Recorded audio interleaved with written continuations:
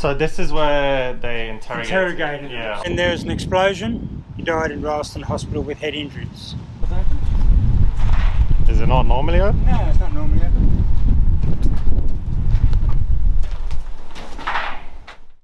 What's up, what's up? We are on our way to Glen Davis. It's an abandoned town. Quite a few hours away, man. I still got another 2 hours to go right now.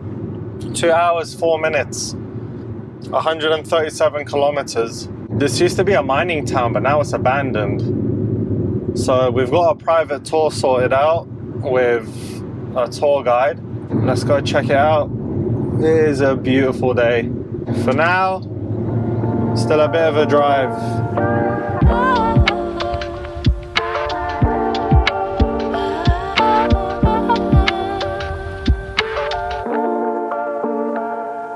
Bro, we're in. I just had to sign a waiver. Basically not blaming them if I get bit by a snake and die or something, but what's he stopping for? He said we're gonna drive in about 500 meters. You good, G?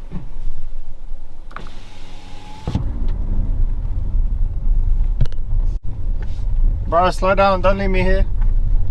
This place at night must be so eerie. This bumpy RS. Probably would make more sense. Just show you.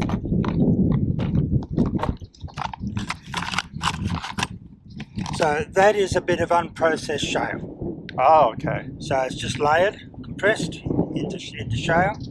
That is a bit of processed shale, right? Which has been heated up and the oil has come out of it. So, ignorant question. What's the difference between this and regular coal? The difference is shale is compressed by the pressure of things, and just this compression. That's right, all. Right. With shale, coal. It's actually formed from wood, and there's also heat involved. Right. Which makes it a heavier material. I see.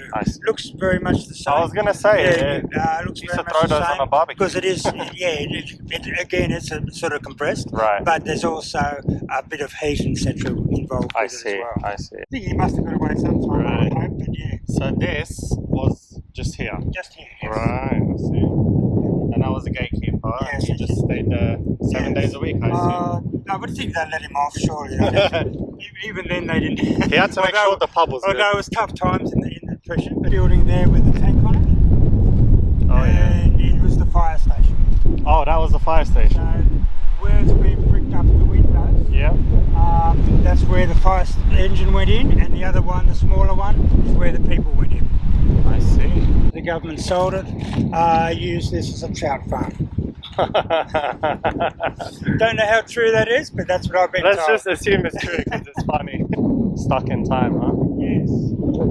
So there's holes there. It looks like we can pump water in there. Right. Wow. This building on our right here it's a three-process thing. You've got the rerun unit, the doctoring unit, and the acid treatment plant. It's the last place of treating the petrol before it's sent away for distribution as 70-octane petrol. How much were they averaging, say, a week? They were supposed to be producing $45 million, 45 million litres a year. 45 million a year, yeah. Okay, so it's roughly about a million a week, yeah.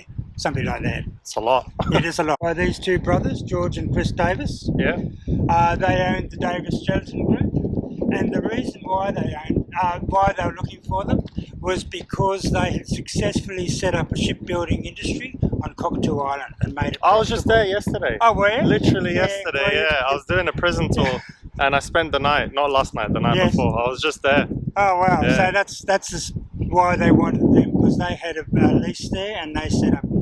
I see. That's an odd connection. It is, yes. The government approached George and Chris Davis, but they were of the negative school and said, no, you just have to look at the Commonwealth Oil Corporation in Walgan Valley. Mm. It closed in 1923 due to excessive costs. But the government said, no, look overseas how the industry is now changing to petrol, see how all the cars are being made. Once they saw that, they were in. So they needed to be convinced about that shale was shifting Right. before they became involved. It's the crude oil tank. You can see, and you probably smell a bit of the oil. You can actually. Yeah, it's on hotter days. It's much more noticeable. Much more You pungent. notice it up there rather than just being Right. down here. Crude oil turns to sludge very quickly. It's crazy being here to think Yeah. this was thriving at one point. Yeah, it is. I'm amazed, really. And I'll just mention this in passing. Behind you is the old parade ground for SAS TV series. No Series way. 2. So with the one, Wow. if you've watched it, I have watched the it. one with Sam Burgess in. I remember that very clearly. I've actually met Anne Middleton. Have you? Very That'd down, be very, exciting. very down to earth, very humble man. Yes. Very, very genuine. Yeah. He's a short fella. He's probably like Oh, you. is he? Oh, okay. I was working at a bar, and then I knew he was going to be there. It was an after party. Yeah. Oh, yes. And I just hear, oi! I turn around, I was like, oh, you're right, mate. I was half shocked, but Yeah. part of me was like, I didn't really want to make a joke, you know. Yeah. Not one to take lightly. Yeah. Yeah. So this is where that's. That's incredible. And the corrugated structure in the machine, what I'll talk about later, Yeah. is the set for that show. Well, are we allowed in? Yes, been going. Excellent, Because yes. I don't normally take the tour in, but small groups I do. I'd If love to see that. someone expresses interest. Yes, please. Did they bring their own rocks or? I don't know where the rocks came from, but I should imagine there's plenty of rocks around, so they would have got it from somewhere. Yeah. Wow. They must have been here for About 6 weeks. 6 weeks by the time they wrapped up. Yeah. Yeah, June 2020 they were here. Okay. It's sort of like it's a bit sad. I wasn't sad, expecting to feel like this. Well, yeah, no, I feel that way because it shouldn't have happened. I believe it should have at least got to the stage where when oil came in, it would have died. Yeah. But it didn't, and I'll talk more about that later. Yeah, yeah. So here are the buildings. So this is this large building here, Wow. and these aren't the exact machines that are in here, but this is what they were like. Oh. That was a driving machine. It drove all the machines in the shed with that belt through here. And we'll see when we go in the actual drive where the driving machine was. Yep. And it was exactly the same process that George and Chris used in Cockatoo Island. Right. This type of machinery. Let's walk through here. Yeah. Oh, before we do, that is the powerhouse. Middle section was the boiler house to produce hot water and also wash clothes. Mm-hmm. And then inside the powerhouse was turbines and alternators. Oh yeah. So a big unit, but this wasn't completed till 1941. Okay. But they purchased acres here in 1938 to start the project, and they're actually selling petrol between Lithgow and Dubbo by 1941. Another, so watch out for the Yeah. little building was the fuel storage shed for the machines in here. Uh-huh. It stored the actual oils that ran the machines, that Right. lubricated the machines. Before SAS Australia came, I didn't know it even existed because it was covered by trees. Oh, vegetation. Yeah. Yeah, so, and then when it came back, oh, they built something, then I realised, no, they just cleared it. That's interesting, the door's open. Is it not normally open? No, it's not normally open. Hello. Anyone here?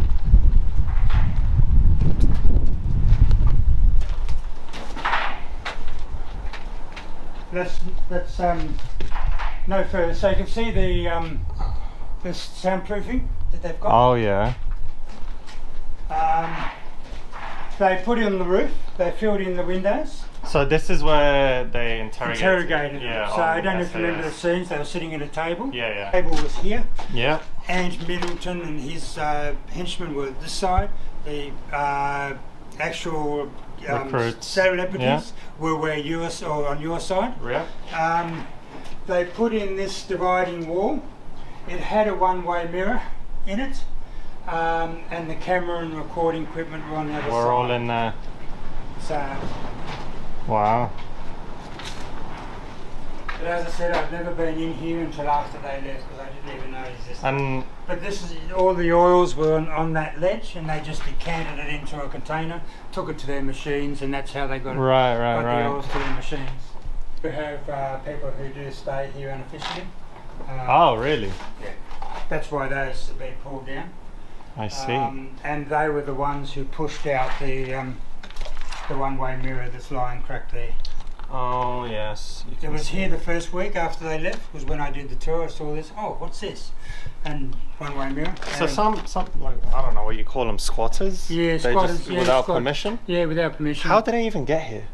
Oh, they can walk through the river, go through the river. Oh, or on the other side. Or come from the campground. I see. I mean, it's only a small percentage, but it's the small percentage that matters. That's all it takes, unfortunately. Now, you will notice a dark stain all the way along. Yeah. In 2022, much like all of Sydney where it was under floods, we had floods here too. It reached that. Yeah, and this is the level it reached. Whoa, it reached that high. And I'd say that's like 5 feet. Yeah. 5 feet off the Yeah. ground. It went all the way back to... Did you come from Capity? I'm not sure. Oh, okay. Where'd you come from before? Sydney. Yeah, you probably Yeah. would have. You would have come to a T intersection where you go one way and Glen Davis. Yeah. The water went backed all the way up to there. Not to this extent, but it was still very high. According to Jason in the ambulance house, it's the worst flood they've had here since 1971. Wow. So have you ever caught anyone squatting in there yourself? No. I've caught people coming on to the property. Yeah. But not.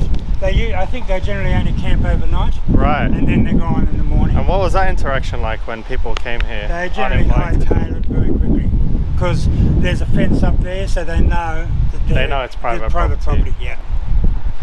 So as I said, this is the set for SAS Australia. Yep.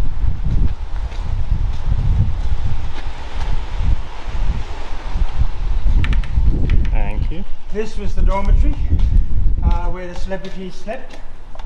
On the weekend, the first weekend they were here in June, it was -5 degrees, and the only insulation they had was the soundproofing. The whole wall is metal. So they were lit below freezing. Yeah, it would have been. And if you look back on it, you'll see them hugging this Yeah. to keep warm. Drying their clothing. Yeah. Now this is all fake for the set.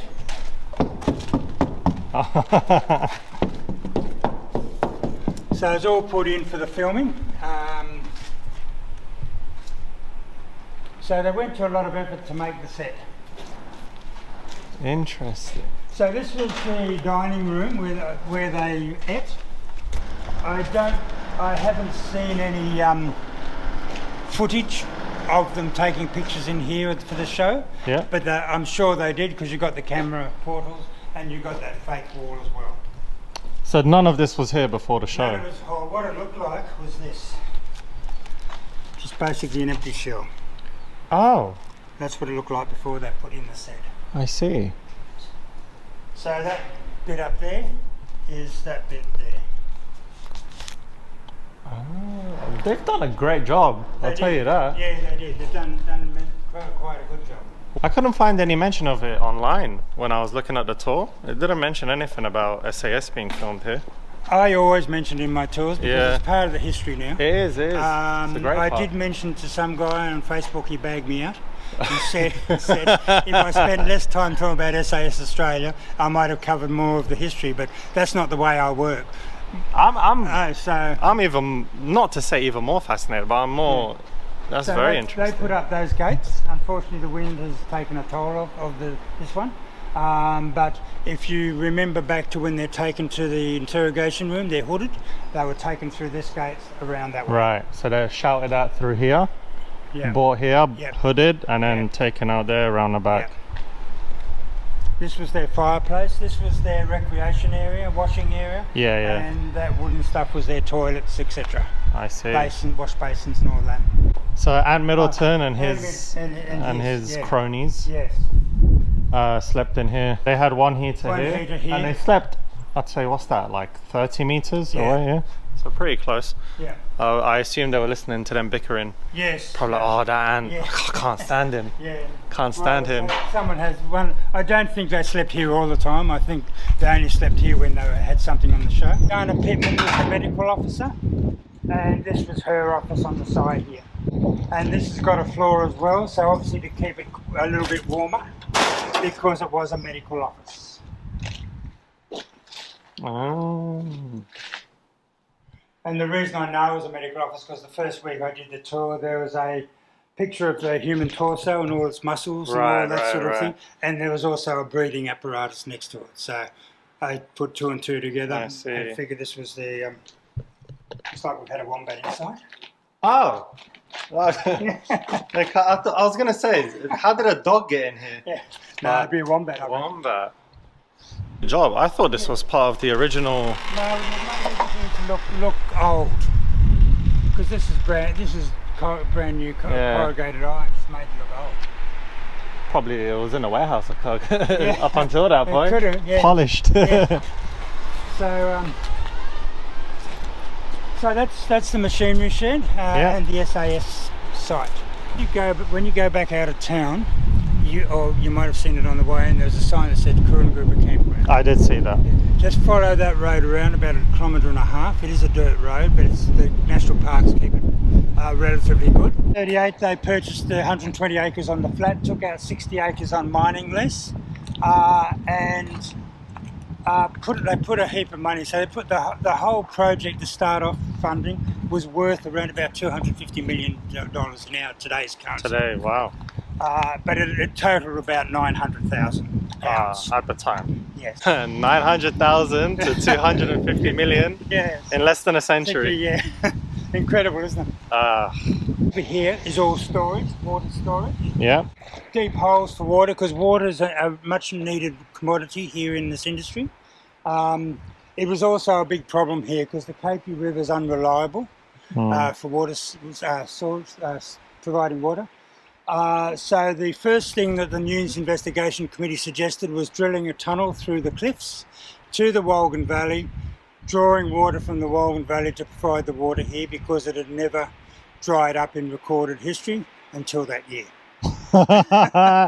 It's almost as if the native land didn't want this to happen. This is the retort bench. Because he couldn't get it from Estonia, what he had to do was send a truck round to the Wolgan Valley, 45 kilometres away, dismantle the retort benches in the Wolgan Valley, put them on a truck, bring them all the way around here and rebuild them as they should be. The American engineer in charge of rebuilding ignored some advice he was given. He was told the shale here is very rich. You need to have what they call multiple offtakes for the gas to get out. Right. You can't just have one. And he said, no, I don't need to do that. I'm just going to have a simple Nevada type retort where it just has one offtake and that gas comes all the way out. In doing that, he impacted the company in two ways. The first way is this retort has 64 of those chimneys in that building. And each of those chimneys should have a capacity to produce 400 odd litres of shale oil a day. By not putting in the multiple offtakes, he cut that down by half, so he's only getting 200 per day out of each of these 64. So he negatively contributed to this whole thing. Yeah, he did. He also caused a big problem. And was working on the top, like this one here, opening the lids of the chimneys. Yeah. When there was an explosion, one of the lids hit him in the head and he died in Ralston Hospital with head injuries. As a result of that, there was a Royal Commission down in the hotel and they forced the company to put in the multiple offtakes you can see there today. And that's what they did. They put in all those extra offtakes to do that, to basically bring it back to what the American engineer, should have done 3 years. What was his name? Let's name and shame. Walter Sheila. Walter Sheila. Sheila. Sheila. S-H. Walter Sheila, and he's American. Yeah. Interesting. Yeah. S-H-E-E-L-A.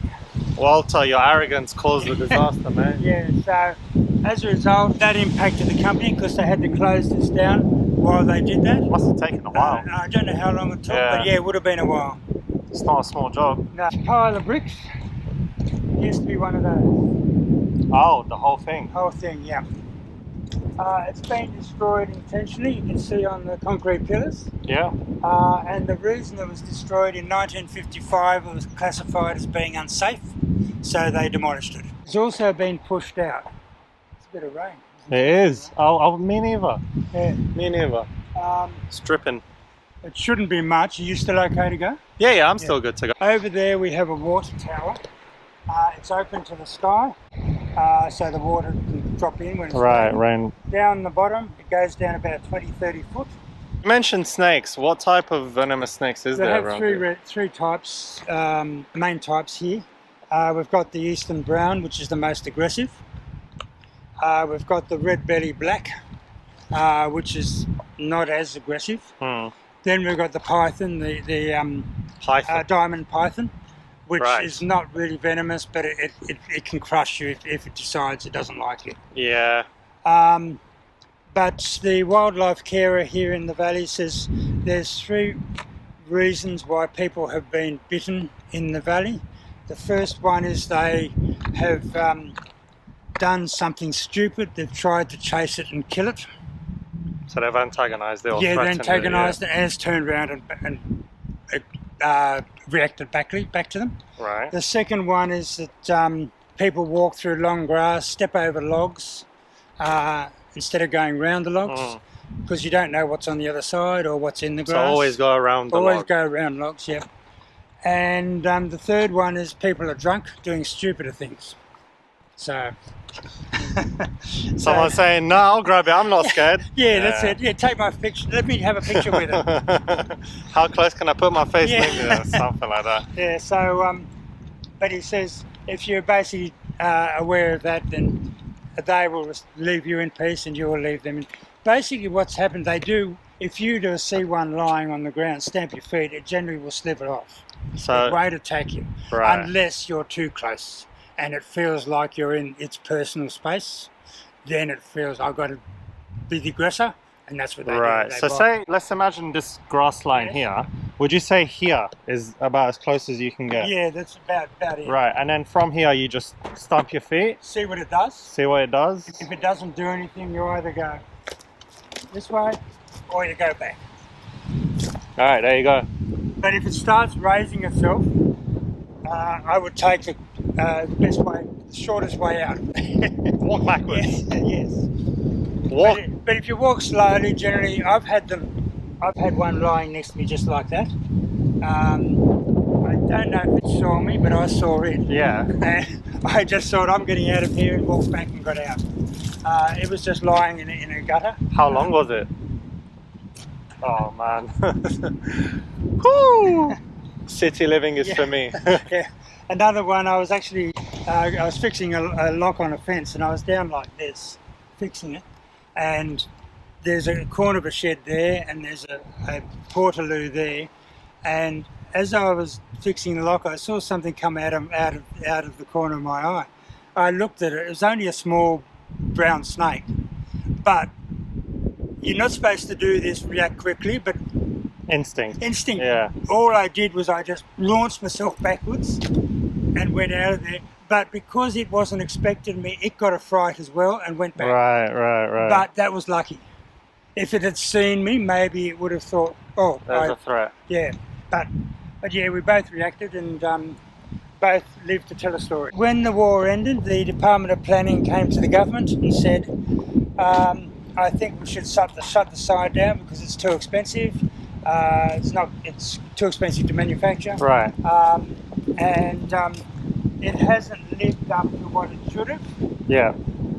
Because of those mistakes that I had mentioned. And they impacted. Would you like to lock it? Or no, I'll come back. Okay, I've got to pick up my equipment. Yeah. Thank you. And when the government announced that, there was a huge media backlash, and as a result, the government had to keep it open. Right. But it's my opinion that governments, when they say they're doing something, they're only doing the basics. So, just to say we are doing it. Yeah, we are still keeping it open. Yeah. And that's what I think happened. So they were paying the staff the wages, etc., but the equipment was failing. Right. They needed more stuff. They had to get over the losses they had with those mistakes and that sort of thing. But a government doesn't like that. They're not there to make a profit, which private enterprise is. If private enterprise had still been in the site, I believe they would have allowed enough money to basically renew the machines so it would start producing properly again. But they didn't. And to give you an example, in 1947, they had a capacity of 45 million litres of petrol a year. Yep. They were only producing 30. In 1948, they were only producing 15 million litres. In 49, they were only producing 7 million litres. So it's dropping by half. And I had one of the people from the Shell refining on one of my tours, and they said the reason that is, machines were dying. Right. They needed to be renewed. But no government is interested in a long-term industry, whereas private enterprise is, as long as a profit can be made. Well, there's no winning elections in a long time. If you're going to tell the population, give us 10 years. Yes, yeah. 10 years? Yeah. And get out. Yeah. The other guy said 2 years. Yes. So as you can see, I believe government is to blame because of what actually happened. That's history, and this is what we've got because of that. What if they had taken an alternative path? What do you think it would be today? I think it probably would have been. It'd be like the refineries, the coal refineries now. It'll be shut down because obsolete. Yeah. But it would have at least got it. It might have even shut down before that. But Estonia, where George went to, they're still operating today. Right. So they've gone with all the transitions. They've managed to keep that going. So this site could have gone on. It might have struggled when oil was discovered in the 60s. It might have died then, but it shouldn't have died the way in the manner in the late 40s. They could have had another, decade 10 and a years half. Probably, yeah. So who knows? Thanks, government. Yeah. It's unfortunately not a unique story. No, it's not. It's not a unique story, and but it happened, and it has. So the government, I mentioned all those buildings earlier. The government had an auction for those buildings, and because building supplies were in high demand after the war. Yeah. This was a cheap source of those building supplies. So when the government auctioned those buildings, the people who bought it had to dismantle it, take it away and rebuild it elsewhere. When the final closure was announced, this is a before and after picture. So that's the ambulance station there and there. Oh man. So you can see all the houses, they've disappeared, and that's why. They're cut in half, put on trucks and taken away. So they cut the houses in half? Half, yeah. And then they stuck them on trucks? Yeah. And this house here was in Glen Davis in 1954. Yeah. And here it is in Oxley Park 50 years later. They moved that to Oxley Park? Oxley Park, yeah. It has a few bit of facelifts, but you can see the general outline of it. Yeah. Because that was going to be like my question when we headed back. Where are the houses? Yeah. Where are the... So they just yanked them out and planted them somewhere Some else. are going to Newcastle, some are up in Rylstone, some are down at Portland or Wallerawang. And I assume timber structures. They're sort of more fibro, but the brick ones were dismantled brick by brick, and they would have been taken away, providing they were built with lime mortar and not cement mortar. Right. How long have you been running these tours? In 2019, I retired from work. Yep.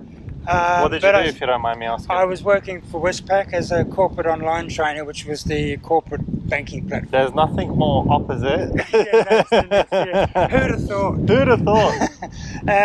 But I started to become a bus driver for the school where my son teaches. Yep. And I did that for about 3 years, and then I gave that up, and now I'm here full time. Nice. But so you've been here about 4 years. In 2019, the current guide said that she had to go to Brisbane. Right. Her and her partner had to go to Brisbane. Yep. Could I do the tour for a month? I don't know why she picked me, because I had shown no interest in this, but she did, and I said, oh yeah, I'll do that. So when they came back, she took it back, but she only did it until the next few months, and then January next year she said, do you want to take it over permanently? And I said, oh yeah, I'd love to. And then COVID hit, of course. So a lot of maintenance during COVID. Yeah, a lot of work. It was a very pleasant tour, Graeme. Absolute pleasure. Thank you so much. Thanks, Eddie. How can people get in touch if they want to tour this place? I have a website because it's gdswr.pnddistribution.com, and you can book online. Because we have very little internet out here and phone coverage. Yeah, there's no signal. Yeah, you've got to basically book online because it's too frustrating having aerial ping pong with the telephone.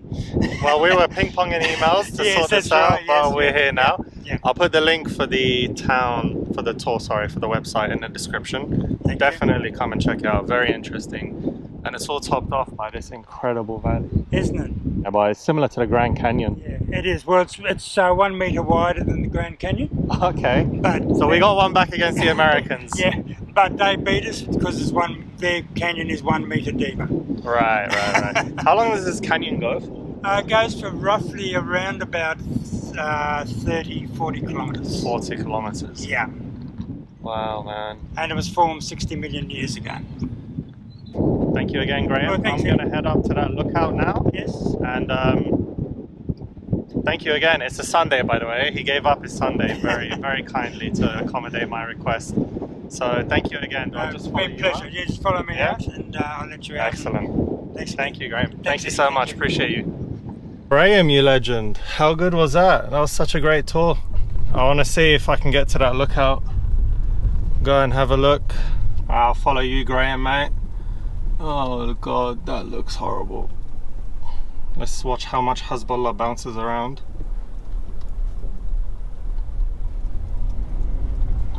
Alright, so there you have it, guys. The Poplars. Abandoned shale town. Abandoned town, literally in the middle of nowhere. This canyon is incredible, I'll tell you that. 1 meter wider than the Grand Canyon. But that was sick, man. I really enjoyed that. This is for you guys to check it out. Sick. Alright, let's go and see if we can make this lookout. It's 2:50 p.m. I want to be on the road. And heading back. It's gonna take me like 2 hours to get back to Sydney, and I don't want to be on these roads in the dark because the amount of dead kangaroos I saw, I don't want to, God forbid, have an incident with any of those. Right, he said, I feel lost without Google Maps, if I'm honest. There's no signal here. Oh, and another thing, flies are bad here. He's a soldier. He had like flies all over him. He wasn't even flinching. This is the river he was mentioning.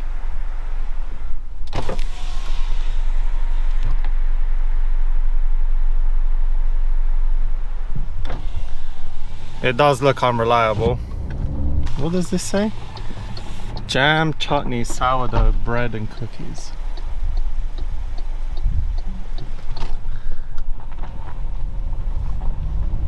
It's giving me like horror game vibes now that I'm off the trail. Ah, dust.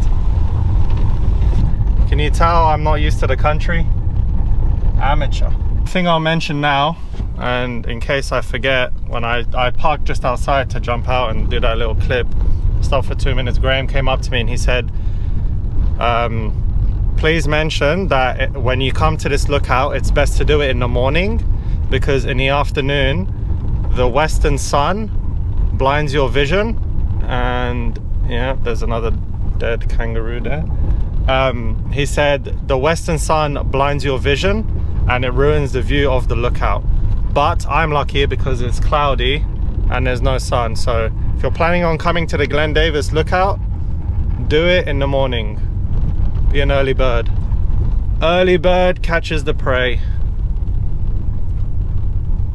Look at this place, man. This is incredible.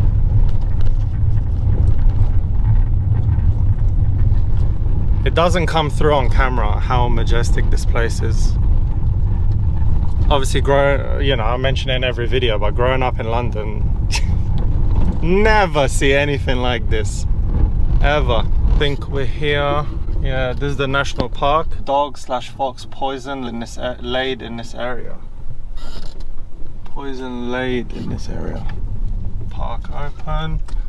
Wollemi National Park. WOLLEMI National Park. So from the dirt road to here was probably like 5 minutes. I'm just overly dramatic. Glen Davis lookout, 500 meters. View of work. What's the time? Mr. Wolf is 3. So I'd like to be in the car by, I'd like to be back here within an hour. 500 meters, can't be that far. I just don't want to see any snakes, bro. But luckily Graeme, I learned something. Well, I learned a few things. But luckily Graeme gave us that little snake lesson. I had no idea about that, but good to know how to react.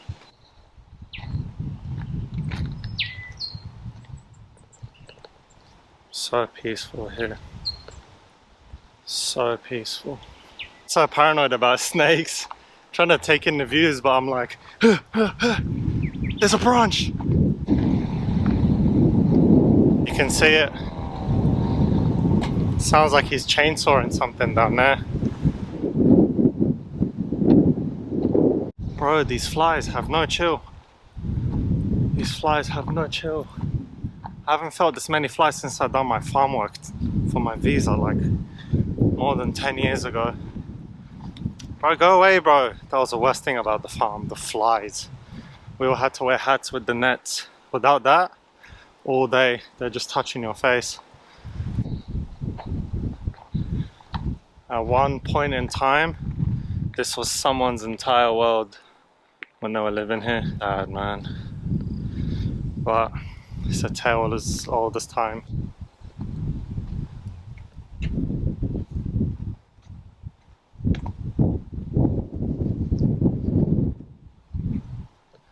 Wonder what this is.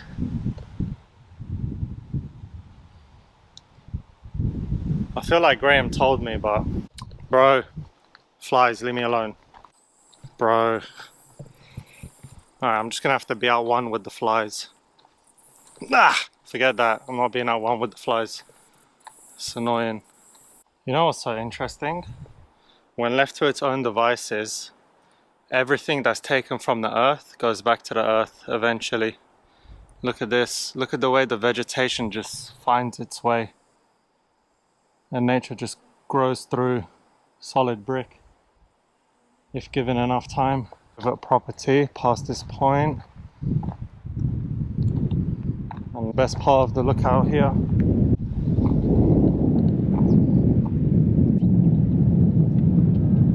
I'm sure it's fine to fly the drone. There's no one around. I won't get too close.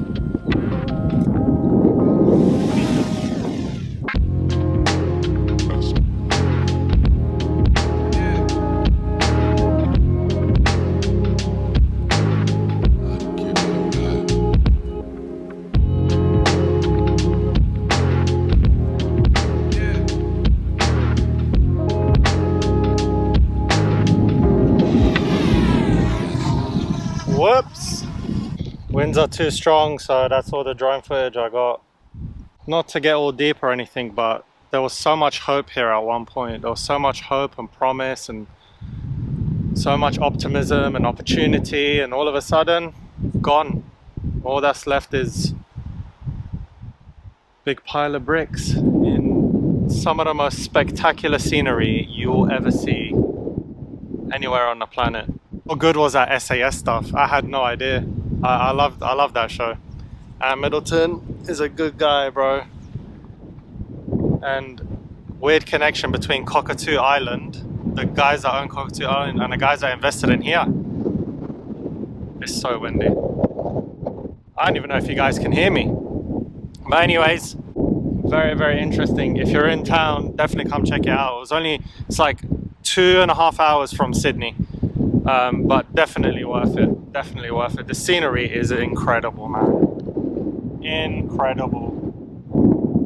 In any case, I need to head back. It's sunset soon, and I don't want to be getting into scraps with kangaroos. So, if you enjoyed this video, please hit that like button. Comment, tell me you love me. You know, it's always nice to hear. Can never get enough, you know. And most importantly, subscribe so you don't miss out on videos like this. You want to be involved, bro. All right, you don't want to be told about this after your mates have seen it. You want to be involved from the outset. All right. So if I move my hands, I feel like I'm saying something important. You know what I mean? And I'll see you guys on the next one. Peace. Go, go.